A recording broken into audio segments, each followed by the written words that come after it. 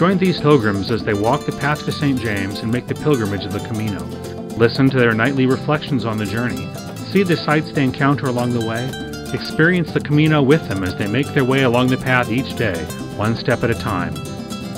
On the Camino and afterwards, you learn to go where the path takes you.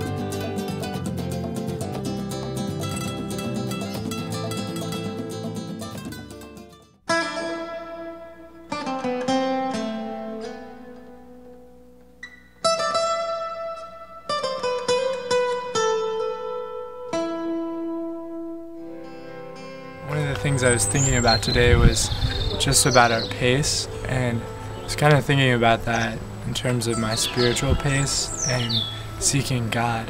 And I noticed the times when we really got a lot accomplished and went far was when we just went at a steady pace and just kept the pace going. I was thinking how I could apply that, not being too anxious and quick, but not being restive either in my spiritual life.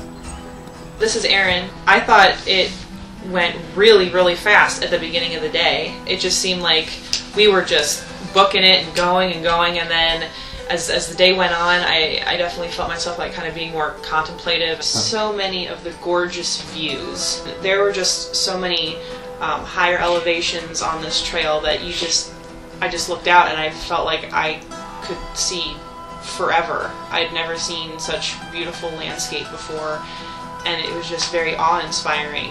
It made you want to keep going. There was one view where we're kind of getting at the top of a hill. There was this particular point where it was nothing but fields. There were no buildings, there was no man-made objects, just a bunch of rolling hills, and it was beautiful. We're so used to having to drive everywhere, even if it's not all that far, but people have been walking this path for 1,000 years, and they walk to get someplace.